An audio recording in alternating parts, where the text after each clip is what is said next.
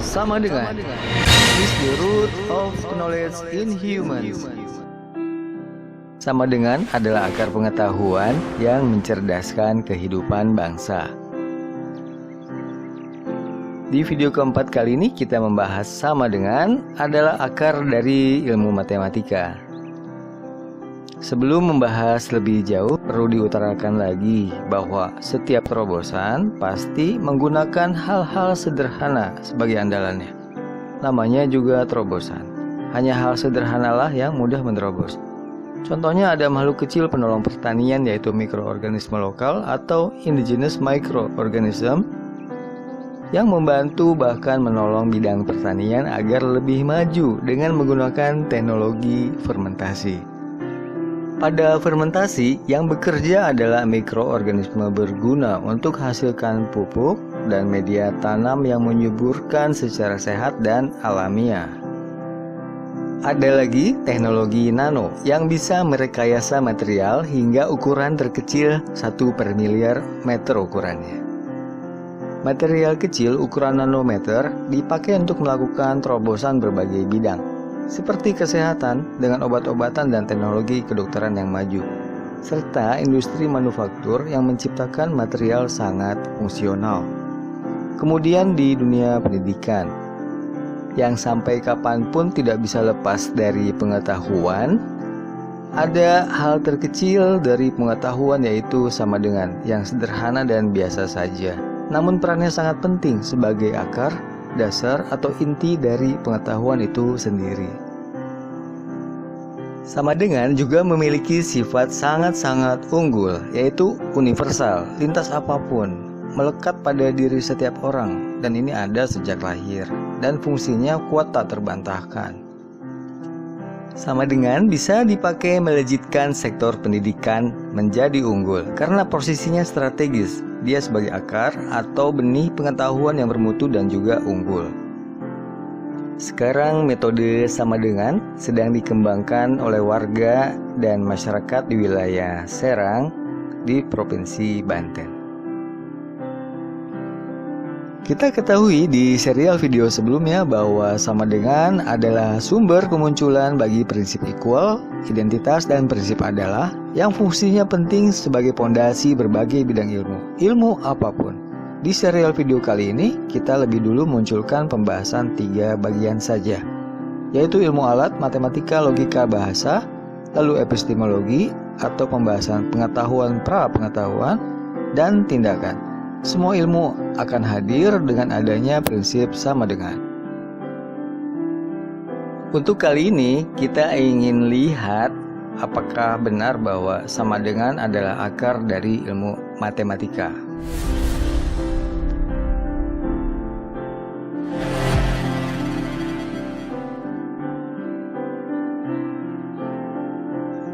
Ada suatu challenge, yaitu pertanyaan cukup menantang mengenai matematika. Pertama, apakah akar dari ilmu matematika? Bertahun-tahun kita belajar matematika di sekolah, pernahkah diajarkan mengenai akar dari ilmu matematika? Bisakah kita cari jawaban sendiri pertanyaan ini dengan bekal ilmu matematika yang kita sudah miliki? Lalu apakah harus seorang ahli atau sarjana matematika yang harus menjawab pertanyaan dasar ini? Sementara kita pun punya bekal untuk menjawabnya karena sudah mempelajarinya bertahun-tahun, apalagi hal dasar biasanya bersifat umum dan biasa. Lalu benarkah akar dari ilmu matematika adalah sama dengan? Untuk menjawab pertanyaan ini, baiknya kita mengulas lebih dulu bagian penting dari ilmu matematika yang banyak orang sudah tahu, karena selama ini sudah banyak mempelajarinya di sekolah. Nah, ada 2 bagian penting dari ilmu matematika. Yang pertama adalah bilangan atau angka, yang kedua adalah operasi bilangan. Tanpa 2 bagian ini, tidak akan ada ilmu matematika. Ya betul kan? Tentu saja ini betul. Pada bilangan yang kita semua tahu, itu ada angka 1, 2, 3, dan seterusnya yang kalau kita himpun ada beberapa bilangan, yaitu bilangan cacah, genap, pecahan, desimal, dan lain sebagainya. Nah, pada operasi bilangan itu terdapat operasi bilangan penjumlahan, perkalian, pembagian, pengurangan, perpangkatan, dan seterusnya. Bisa dibayangkan, bila tanpa adanya dua bagian ini, tentu kita tidak akan bisa mengenal, memahami, apalagi menguasai ilmu matematika. Pada operasi bilangan, dalam kemunculannya tentu memiliki riwayat ataupun dasar ataupun akarnya. Begitu juga pada operasi bilangan. Nah, apakah dalam bilangan dan operasi bilangan memiliki dasar yang sama atau akar yang sama, atau dasarnya adalah sama dengan? Jadi apakah benar bahwa sama dengan adalah akar dari bilangan dan operasi bilangan? Nah, mari kita saksikan jawabannya.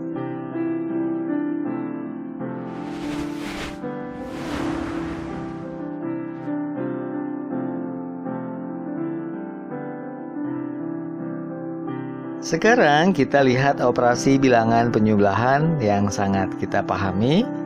Yang kita tahu bahwa penjumlahan adalah dasar untuk memahami operasi bilangan perkalian, di mana kita bisa memahami perkalian kalau sebelumnya memahami dulu konsep penjumlahan. Dan seterusnya ke atas, perkalian pun adalah dasar untuk memahami konsep perpangkatan. Nah, kalau begitu muncul satu pertanyaan. Apa yang harus lebih dulu atau dipahami sebelum-sebelumnya agar kita memahami konsep penjumlahan? Nah, mudah-mudahan pemirsa sudah banyak yang tahu tentang hal ini. Nah, kita lanjutkan. Jadi sekarang pertanyaannya, apa yang harus kita pahami dulu agar kita memahami konsep penjumlahan? Ada yang sudah tahu? Ya, tentu saja konsep bilangan. Dan lalu, apa yang harus kita pahami dulu agar memahami konsep bilangan? Nah, jelas saja yaitu konsep himpunan. Dan selanjutnya, agar kita paham konsep himpunan, apa dulu yang harus ada atau dipahami oleh benak kita? Nah, di sini yaitu prinsip equal atau melihat hal yang sama pada suatu hal. Dan terakhir ada pertanyaan lagi. Dari manakah prinsip equal itu muncul dan kita pun bisa memahaminya? Jawaban mendasarnya adalah dari sama dengan. Ada lagi operasi bilangan pengurangan dan pembagian. Di manakah posisinya? Nah, pengurangan adalah variasi dari penjumlahan, sedangkan pembagian adalah variasi dari perkalian. Nah, begitulah tangga operasi bilangan.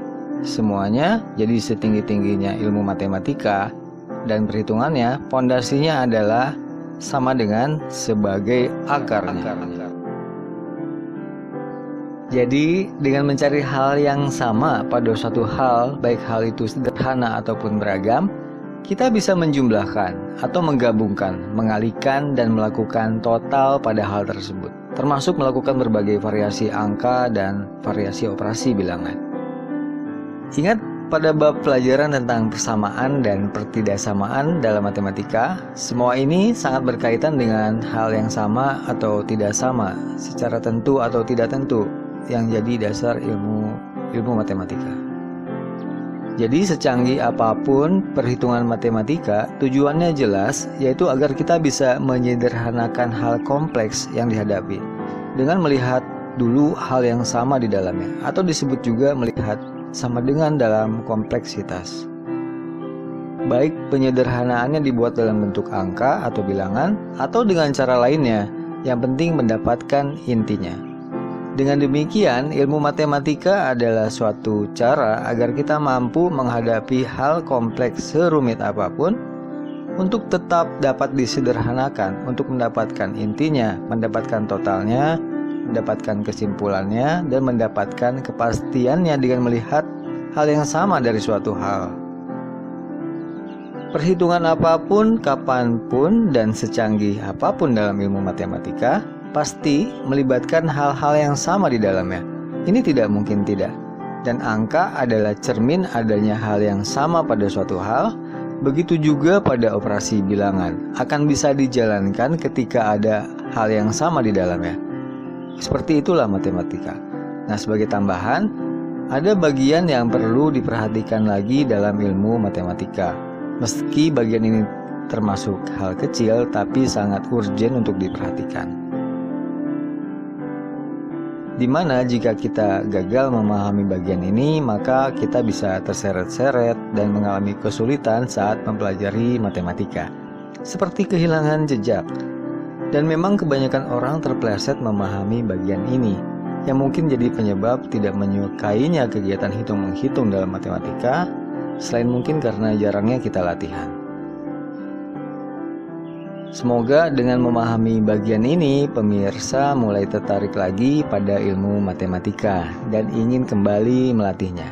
Bagian penting tersebut adalah cara memahami dengan tepat konsep dari himpunan, kemudian bilangan, lalu konsep penjumlahan.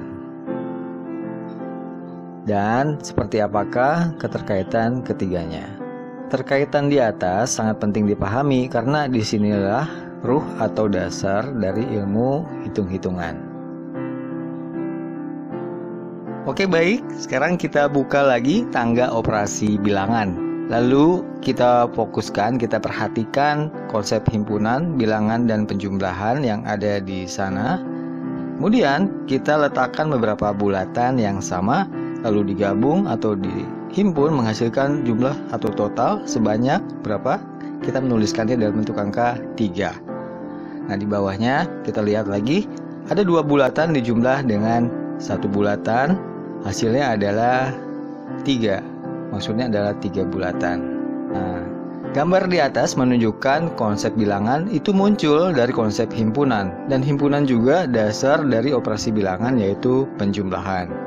Nah, sekarang kita coba menghimpun 2 bulatan dengan segitiga. Kita himpun, apakah ada hasilnya?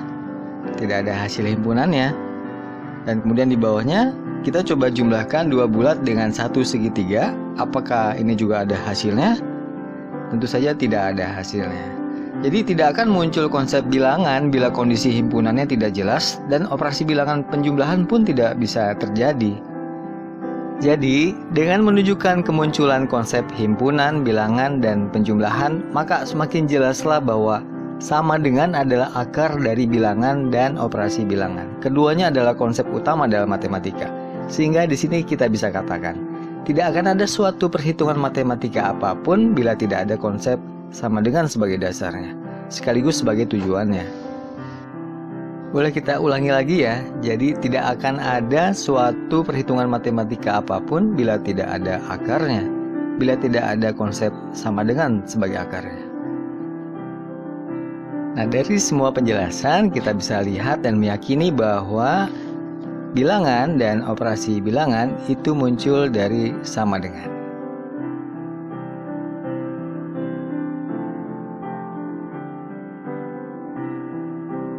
Oke pemirsa, kita sudah menempuh setengah pembahasan, yaitu akar dari ilmu matematika. Berikutnya pembahasan tentang akar logika dan akar bahasa. Kita jeda dulu sejenak ya dengan seruput secangkir kopi hangat nikmat, dan kita jangan lupa tetap semangat. Oh ya, jangan lupa subscribe, like, dan bagikan videonya bila dirasa cukup bermanfaat, dan dukung sama dengan action untuk menyebarkan akar pengetahuan.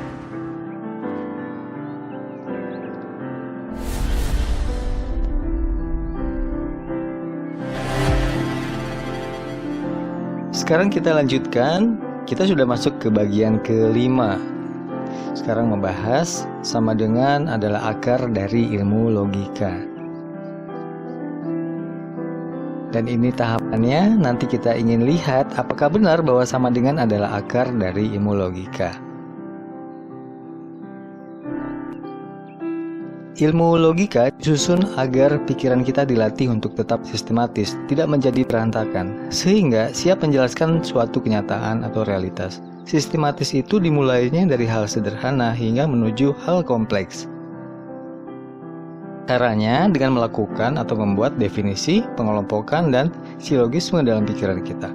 Ketiganya adalah petunjuk untuk memelihara pikiran kita tetap sistematis, sehingga masih bisa menyederhanakan sesuatu meski kita berhadapan dengan hal yang kompleks.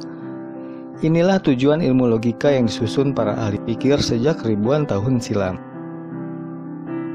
Semua orang yang ingin berpikir sistematis pada akhirnya akan melakukan ketiga hal yang sifatnya alamiah ini, yaitu membuat definisi, pengelompokan, dan silogisme atau membuat simpul atau menyimpulkan, agar siap menghadapi hal yang kompleks dalam realitas, kemudian menyederhanakannya dan mendapatkan intinya. Termasuk orang-orang yang ingin menolak ilmu logika secara sistematis. Ini sebuah tindakan yang mustahil dilakukan karena ia membuatnya ataupun menolaknya dengan sistematisasi juga, kecuali penolakannya dengan sekedar pikiran yang berantakan atau random. Jadi hanya dua kemungkinan itu, menolak dengan pikiran sistematis atau dengan pikiran berantakan. Bila menolak dengan sistematis artinya ia sedang berlogika juga. Jadi penolakan pada ilmu logika jelas tidak perlu lagi dipercaya. Seperti halnya matematika, apakah teknik sistematisasi pikiran secara alamiah pada ilmu logika juga berakar pada sama dengan? Nah, mari kita buktikan bersama. Ini gambar apa? Jawabannya pasti kucing ya. Semua orang juga tahu bahwa itu kucing. Nah, sekarang jika sudah tahu, bolehkah mengajukan pertanyaan sederhana? Kucing itu apa? Ya. Nah, jawabannya tahu ya bahwa kucing adalah titik-titik, ya kan? Para pemirsa sudah bisa menjawabnya ya kan? Pasti sudah bisa. Nah, sekarang mari kita survei jawaban dari teman-teman kita yang lain. Adik-adik kan tahu sekali bahwa kucing adalah kucing, betul? Bahwa kucing adalah kucing. Oke, tahu banget kan? Kucing bukan gajah, bukan kambing, bukan anjing ya, bukan ya. Gajah ya gajah, anjing ya anjing, kambing ya kambing. Nah, kalau memang kucing adalah kucing, jawab spontan. Kucing itu apa? Yang kencang semuanya apa? Kucing adalah. Aduh, ini namanya siapa? Jak ya? Iya. Kelas berapa, Jak? Kelas 7. Kelas 5. Kelas 4. Oke. Baca dulu, Jak. Jak mau nanya, Jak. Jak tahu kucing? Tahu. Kalau tahu kucing berarti bisa nggak jelasin kucing? Kucing itu apa? Kucing itu hewan. Kucing itu apa? Kucing itu hewan hidup. Terus? Itu Hewan. apa? Kucing itu apa? Jawabnya apa tuh? Tahu nggak Hewan. kucing? Tahu Hewan. kucing? Hewan. Iya, hewan. Udah itu aja. Mau nanya lagi ya, kucing itu apa kucing? Kucing itu Hewan. hewan. Kucing Sama. itu enggak hewan hidup. Hewan. Kucing itu hewan pria. Hewan pria. Jawaban akan seperti itu, rata-rata ya. Nah, kebanyakan orang di sekeliling kita akan jawab seperti itu. Mungkin termasuk pemirsa juga, bukan? Yaitu menjawab kucing adalah hewan dan sudah merasa cukup jawabannya ini saja, tidak lebih. Bila kita peka dalam hal ini, di sini terlihat ada masalah besar, suatu problem pada pengetahuan kita. Tentu saja jika dibahas lebih luas, akan memperlihatkan suatu problem besar pada dunia pendidikan di negara kita. Yaitu dalam alam bawah sadarnya, saat kita membuat atau berhadapan dengan suatu konsep, kita baru bisa membuat atau menjelaskan suatu konsep sekedarnya saja, belum terbiasa melibatkan hal yang lebih kompleks. Artinya, level kita baru berada di level rendah dalam berpengetahuan. Karena belum terbiasa melibatkan hal yang kompleks, maka saat menjelaskan konsep yang sederhana sekalipun, hasilnya tidak begitu bermakna, tidak terarah, tidak kuat di dasarnya, atau masih labil. Padahal konsep sederhana sekalipun perlu juga dijelaskan dengan tepat. Apalah jadinya bila nanti kita dihadapkan pada realita yang begitu kompleks, maka kita tidak akan siap. Dalam bidang pendidikan misalnya, ketika menghadapi beragam istilah dari berbagai khazanah keilmuan, Ini pun kita tidak akan siap kecuali hanya ikut-ikut saja pada konsep orang lain. Mungkin penyebabnya karena banyak orang tidak tahu cara berpikir konseptual, dan pada masa pendidikan pun hal ini tidak pernah diajarkan atau mungkin dirasa bukan sebuah masalah saat mengalami hal ini, dan lain sebagainya. Inilah yang akan banyak dibahas ke depan.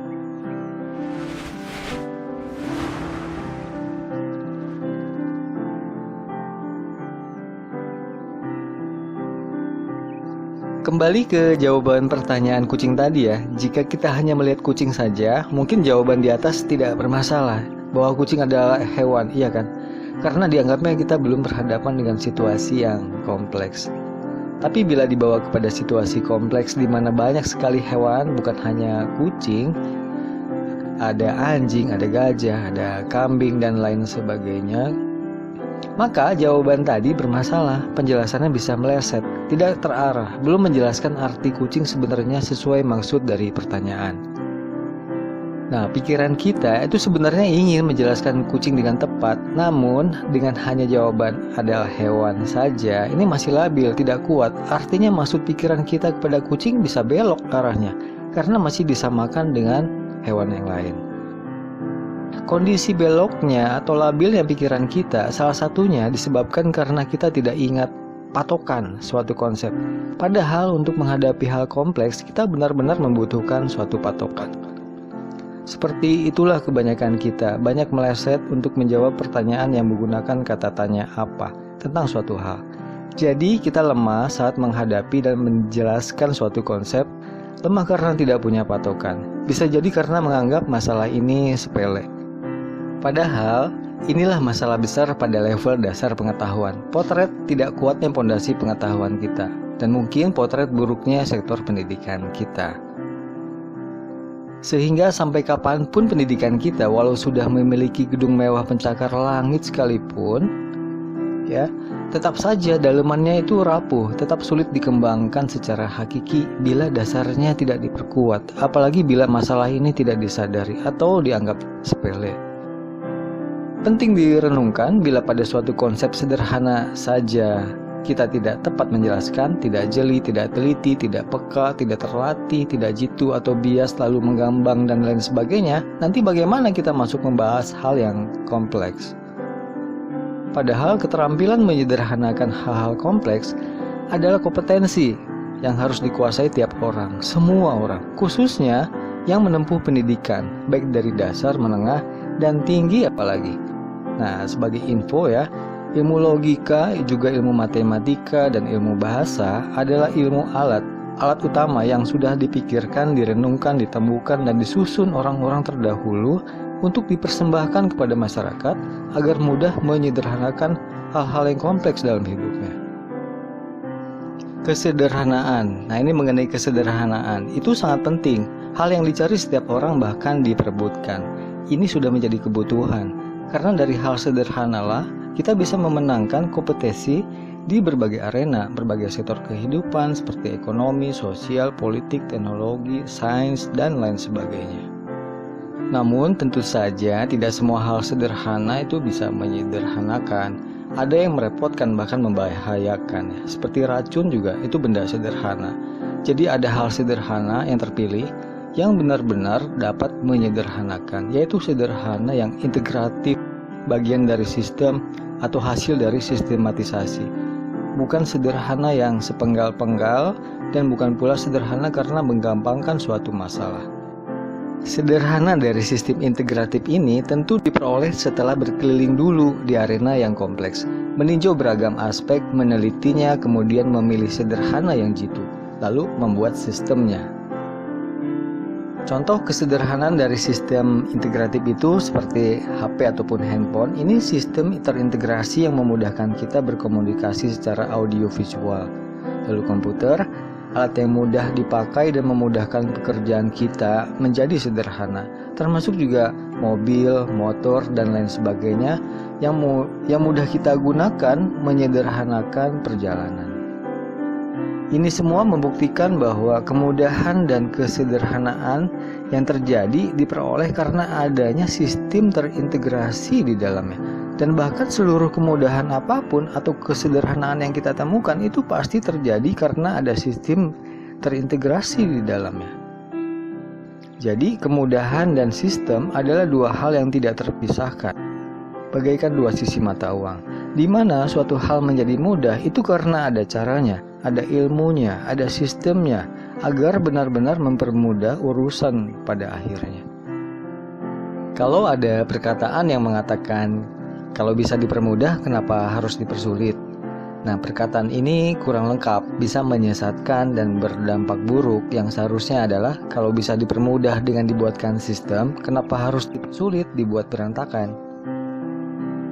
Karena kita ingat kembali bahwa suatu hal menjadi mudah karena ada caranya, ada ilmunya, ada sistemnya, dan ada latihannya. Kemudahan atas dasar ilmulah yang kita harapkan. Ingat juga mengenai hal-hal yang canggih, itu sebenarnya berasal dari kumpulan hal-hal mudah. Sehingga untuk mencapai kecanggihan dan kemudahan dalam menghadapi kompleksitas, hanya bisa dicapai bila kita mulai dengan penguatan hal-hal sederhana lebih dulu. Penguatan hal-hal sederhana lebih dulu, inilah kuncinya.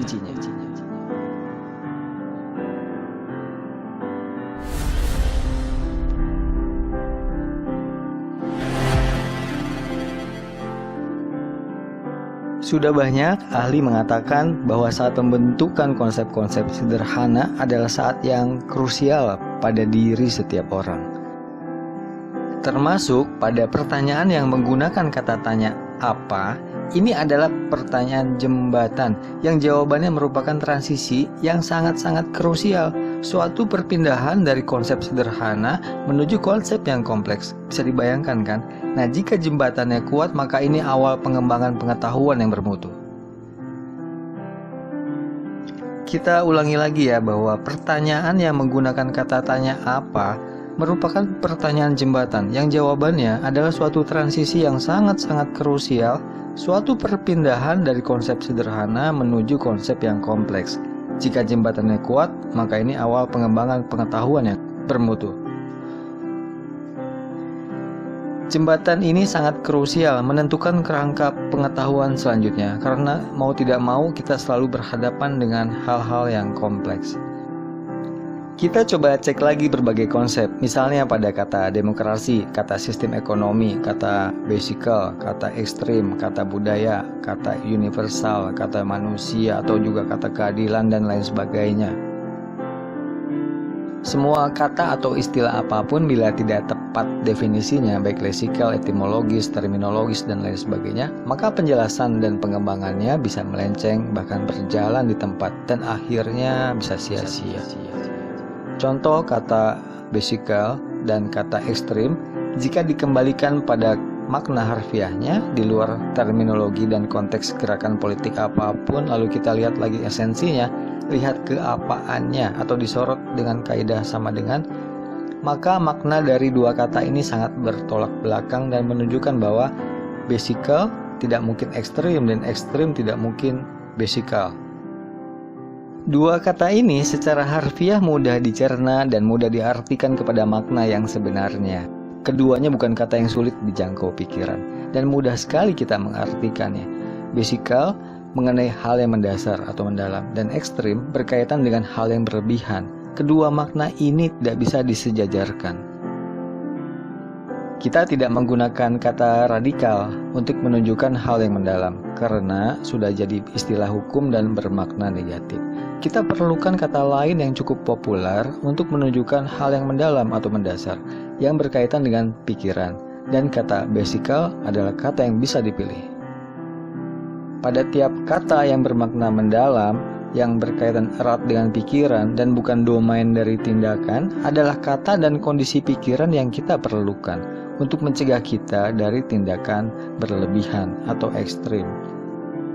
Di mana pikiran mendalam cirinya adalah selalu melakukan refleksi, kontemplasi atau perenungan untuk mencapai pemahaman yang asasi, hakiki, dan bersifat universal.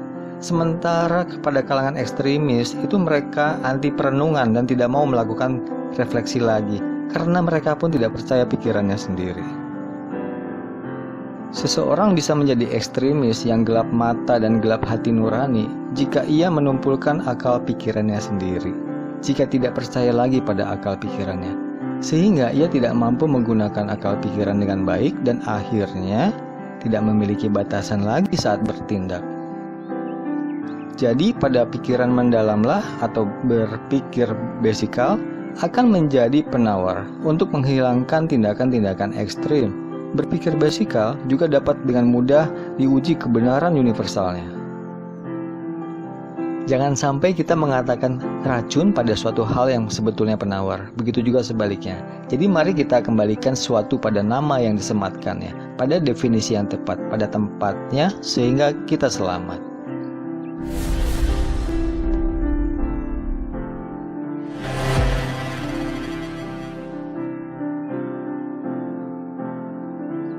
Ada penggalan puisi yang menyebut apalah arti sebuah nama. Sebaiknya ini tidak kita pakai lagi karena bisa disalahgunakan menghindari konsekuensi dari suatu nama. Karena pada hakikatnya justru pada nama itulah dengan definisinya yang tepat terdapat solusi, terdapat pedoman, terdapat patokan tempat tumbuhnya suatu sistem dan otomatis tempat tumbuhnya suatu kemajuan. Jadi dengan jawaban yang tidak teliti pada pertanyaan apa, ini menunjukkan bahwa level pengetahuan kita masih berkutat berada di level dasar saja atau level bawah sekali dan sangat rapuh sekali dasarnya. Sebut saja masih di bawah dari level kamus, baru mengucap sinonimnya saja, di mana suatu konsep baru dijelaskan hanya dengan persamaan katanya saja, bukan menjelaskan hakikatnya dan belum berkembang kepada hal yang kompleks yang seharusnya sudah dipikirkan atau dihadapi. Contohnya, apa itu manusia? Manusia ya orang. Apa itu buku? Buku itu ya alat tulis. Apa itu televisi? Televisi itu alat elektronik. Apa itu bujur sangkar? Bujur sangkar ya kotak. Seperti inilah contoh-contoh proses penjelasan pada level rendah sekali. Semuanya mengambang, tidak terarah, tidak tepat sebagaimana maksud dari pertanyaan apa. Maka tidak heran bangsa kita sering tertinggal bangsa lain dalam pengembangan pengetahuan. Kita lihat ini beberapa informasi dari media sosial.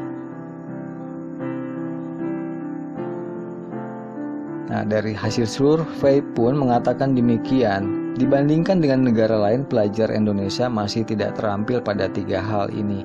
Sains, bahasa dengan literasinya, juga matematika. Padahal semua itu basic of intellectual.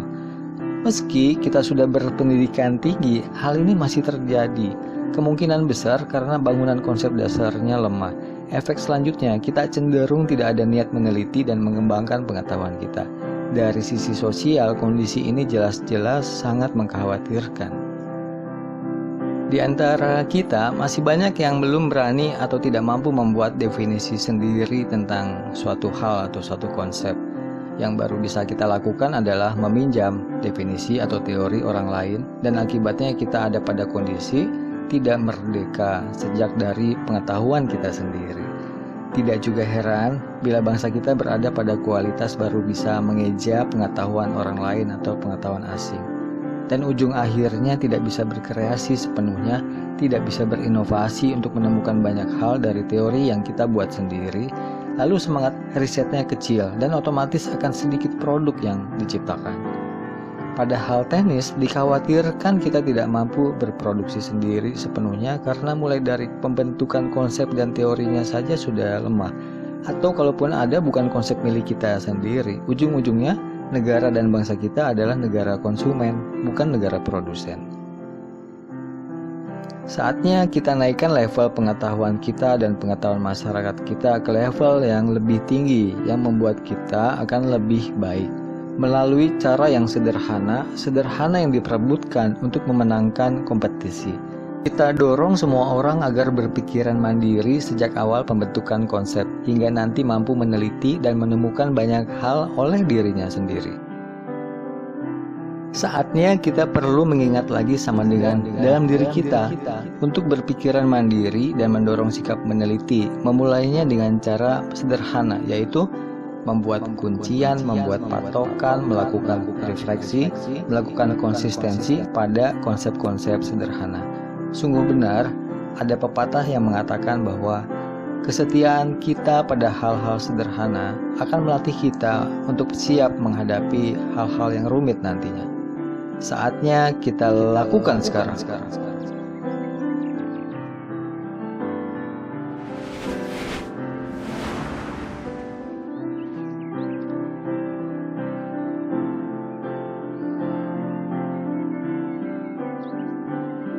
Kita letakkan sama dengan, kemudian di sebelah kirinya kita beri hewan kucing, maka sebelah kanannya juga kucing.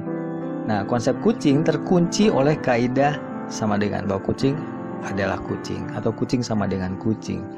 Ini terjadi secara alamiah. Jadi dengan kaidah sama dengan ini bekerja bahwa jika sebelah kirinya kucing, maka sebelah kanannya juga itu kucing. Pada bagian ini kita ingin tunjukkan bahwa sama dengan pun punya sifat refleksi atau fungsi bolak-balik. Maksudnya, jika kita letakkan kucing di sebelah kanan pun, maka sebelah kirinya dari sama dengan itu adalah kucing juga. Jadi dihadapkan dengan sama dengan atau dengan menggunakan kaidah sama dengan yang punya fungsi refleksi ataupun bolak-balik, maka kita diingatkan lagi bahwa penjelasan ke arah manapun nilainya harus tetap sama. Jadi hal yang terjadi secara alamiah ini, yaitu kuncian, patokan, ataupun refleksi efek bolak-balik, akan dijadikan kekuatan untuk mengembangkan pengetahuan kita.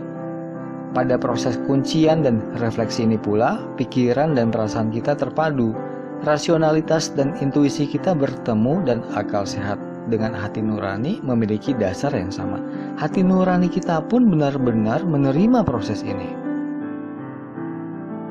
Jadi jangan lagi kita mempertentangkan antara akal dan hati, jangan mempertentangkan rasionalitas dan intuisi, bahkan sisi rasional dan sisi emosional, kita pun tidak ada yang lebih superior antara salah satunya.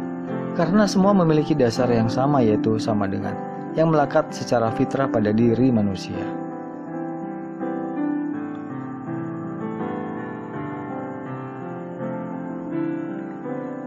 Nanti ketika menjelaskan suatu konsep selanjutnya yang lebih jauh pada konteks kucing kita misalnya, maka kita perlu mempertahankan kaidah sama dengan dalam setiap perkembangannya. Sehingga ketika dikembalikan lagi kepada konsep dasarnya, maka hasilnya akan tetap sama dengan konsep awal yang pertama kali saat dimulai dibahas. Nah, jadi sekompleks apapun ketika ingin menjelaskan sesuatu, perlu sekali memelihara sama dengan dalam tiap tahap penjelasannya.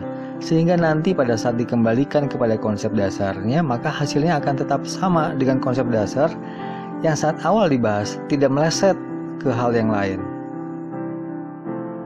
Konsep kucing di antara hewan lain ada anjing, gajah, dan kambing. Maka untuk menjelaskan konsep kucing agar tidak meleset kepada hewan yang lain di antara banyaknya hewan-hewan, maka kita perlu ingat lagi atau menegaskan dari awal bahwa kucing adalah kucing. Kita patok ya. Kita kunci di sini. Kucing bukan gajah, bukan kambing, bukan anjing. Kucing adalah kucing. Jadi saat kita ingin tahu tentang hal apapun, kemudian bertanya menggunakan kata apa, misalnya, apa itu kucing, maka kita perlu patok lebih dulu konsep tersebut bahwa kucing adalah kucing. Dengan patokan akan mengarahkan kita menjawab terperinci, bukan hanya jawaban umum saja, bukan sekedar menjawab adalah hewan saja, tetapi terdorong memperjelas lagi ciri-ciri objek yang ingin dijelaskan itu, agar penjelasannya tidak meleset kepada hal yang lain. Contohnya seperti di bawah ini. Kucing adalah hewan, ini masih umum. Perlu pembeda. Apa pembedanya? Yang mengeong. Jadi kucing adalah hewan yang mengeong. Jadi tahapannya kita kunci dulu, kucing adalah kucing, atau kita lebih patok agar konsep ini siap dijelaskan. Lalu jelaskan bahwa kucing adalah hewan yang mengeong. Nah, ini adalah jawaban yang kita harapkan. Bila kita gambarkan seluruh rangkaian pikiran kita seperti di bawah ini, inilah rangkaian perkembangan pengetahuan yang diharapkan, yaitu mempertahankan kaidah sama dengan pada setiap proses penjelasannya, dengan mengunci dulu lalu mengembangkannya. Kucing adalah kucing dan kucing adalah hewan yang mengeong. Jadi singkat ya, bahwa kucing adalah kucing, kemudian penjelasannya kucing adalah hewan yang mengeong.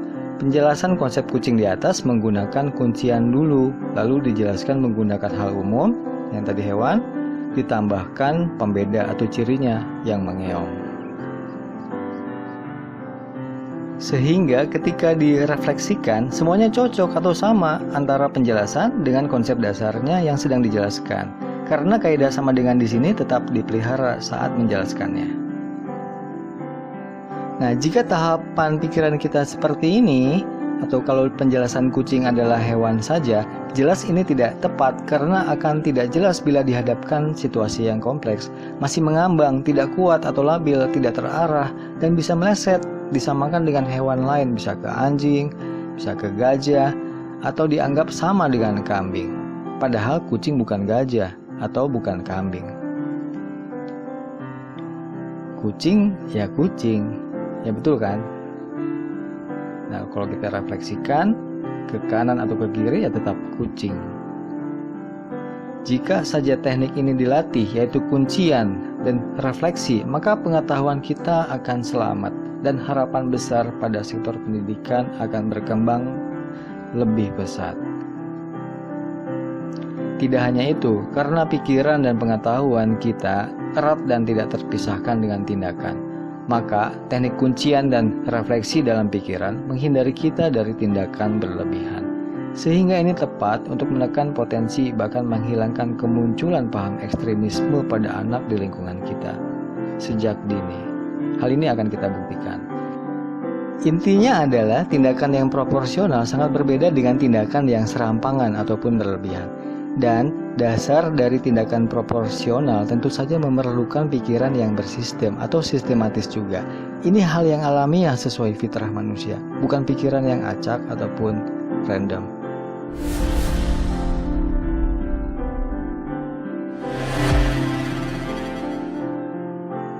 Dalam ilmu logika, pada saat kita membahas bab definisi, yaitu membahas tentang konsep apa, bertujuan agar kita unggul dalam membuat konsep konsisten, sistematis meski menghadapi situasi yang kompleks.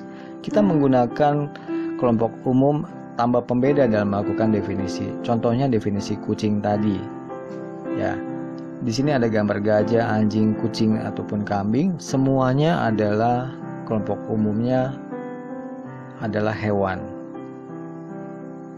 Disebut juga genus, dan di antara hewan tadi pembedanya adalah kalau gajah mengeram, anjing menggonggong, kucing mengeong, atau kambing mengembik. Kita lihat fokus pada definisi kucing. Kita lihat kucing dan juga kita lihat hewan, lalu kucing juga mengeong. Ini yang akan kita pakai. Hewannya sebagai genus atau kelompok umum dan mengeongnya sebagai pembeda. Jadi kucing adalah hewan yang mengeong. Pembuatan definisi tidak pernah lepas dari membuat klasifikasi. Artinya saat mendefinisikan sesuatu, kita sedang membuat klasifikasi juga. Nah, semakin mantap dan ketat klasifikasinya, membuat pengelompokannya, maka definisi kita akan semakin tepat, bahkan bisa jadi rujukan. Klasifikasi disebut juga proses kategorisasi. Dapat dikatakan mantap dan ketat bila kategorisasi yang kita lakukan mencakup segala kemungkinan hal yang dibahas dan tidak menyisakan kemungkinan hal yang lain. Misalnya mengelompokkan hewan secara rapih dan ketat sampai tidak ada yang tersisa lagi karena semuanya sudah tercakup. Bila hasilnya mantap, maka kategori kita dapat dijadikan rujukan berbagai pihak untuk dipakai menyederhanakan sesuatu atau membangun suatu sistem yang diinginkan. Misalnya bila kategorisasi yang kita buat sudah diistilahkan ke dalam beberapa sila, misalnya beberapa klaster, beberapa bidang, beberapa rukun dengan sebutan khusus atau dengan istilah yang mudah diingat, maka bila hasil definisi kita ketat dan mantap, maka hasil definisi kita bisa dijadikan rujukan dan segala hal yang berkaitan dengan membangun sistem, merapikan sistem agar tidak berantakan atau memajukan sistem, maka kita mutlak melakukan cara pengelompokan dahulu sambil identifikasi tiap elemennya. Sekarang kita lihat ilustrasi di depan. Dengan menggunakan kaidah sama dengan, kita selalu ingat untuk membuat patokan lebih dulu, agar nanti memiliki arah untuk membuat definisi dan melakukan kategorisasi secara mantap dan ketat, sehingga nanti penjelasannya tidak meleset ke arah penjelasan yang lain. Seperti ini patokannya. Pertama adalah patok dulu bahwa kucing adalah kucing, sehingga penjelasannya tidak meleset, adalah hewan yang mengeong, tepat pada sasaran. Nah, kegiatan kategorisasi atau mengelompokkan itu sama seperti kegiatan merapikan situasi yang kompleks atau kegiatan mengembalikan sesuatu pada tempatnya. Contohnya merapikan kamar yang berantakan dengan kembalikan semua pada tempatnya.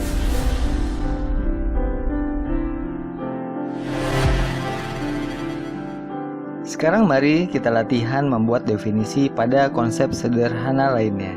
Latihan ini bisa juga diterapkan untuk putra-putri kita. Misalnya, menanyakan apa itu kursi, apa itu buku, apa itu gelas, dan lain sebagainya. Itu benda-benda yang sering terlihat di sekitar kita dan mata kita sangat jelas melihatnya. Sekarang, yang kita latih adalah benak pikiran kita. Tujuannya agar benak kita pun bisa menjelaskan juga, sebagaimana mata melihat jelas benda-benda itu. Nah, di sini kita perlu ingat ada suatu kata penting, yaitu jelas. Jadi, apa-apa yang jelas dilihat mata perlu jelas juga di benak pikiran kita. Dan ini langkah awal agar benak kita pun siap menjelaskan apa-apa yang tidak terlihat nantinya. Meski simpel latihan ini, tapi begitu penting.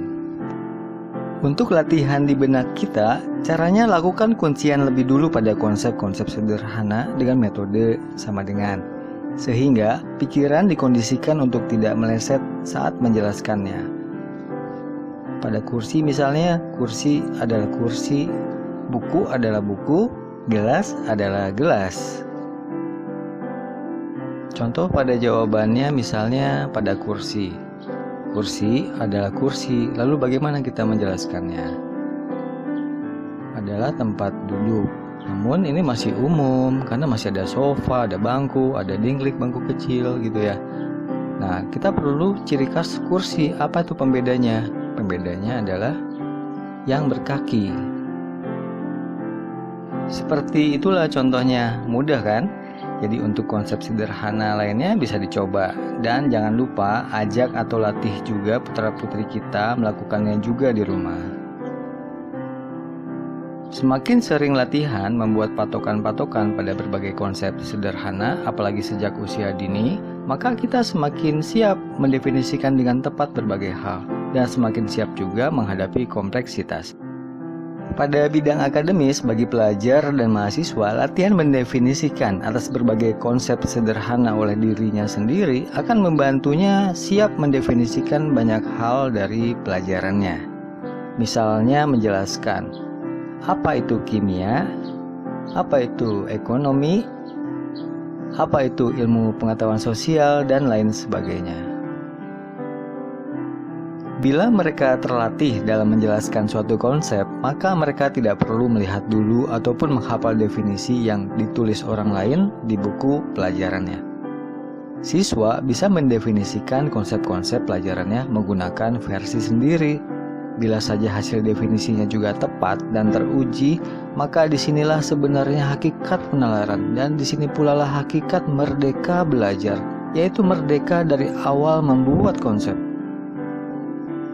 Merdeka belajar yaitu pelajar berdaulat semenjak menyusun pengetahuannya sendiri, dari dasar sekali dengan penuh konsekuensi dan konsistensi, dengan tujuan mendapatkan pengetahuan yang universal melalui dasar yang universal juga. Nah, kalaulah sama definisi siswa dengan yang ditulis dalam buku, itu bukan karena ia mengikuti teori orang atau ahli itu, tetapi adanya kecocokan pada pengertian pelajarannya.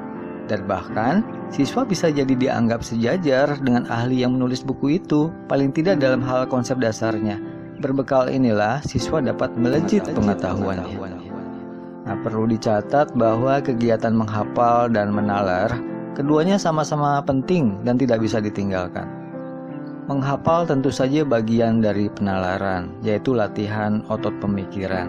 Dan hasil penalaran tentu saja perlu dihafalkan lagi, agar konsep yang dipahaminya mudah digunakan lagi. Paling tidak dicatat dulu, agar suatu saat tidak lupa akan hasil nalarnya. Disinilah maka pelajar bidang sosial dan pelajar bidang eksak sebenarnya punya dasar yang sama, sehingga diharapkan gap antara bidang eksak dan bidang ilmu sosial tidak ada lagi, dan semestinya memang tidak ada. Terlebih karena ilmu matematika, logika, dan bahasa memiliki dasar yang sama, yaitu sama dengan. Nah sekarang mari kita mantapkan pengetahuan peserta didik kita. Mantapkan mulai dari benihnya, mulai dengan menerapkan metode sama dengan lalu melatihnya.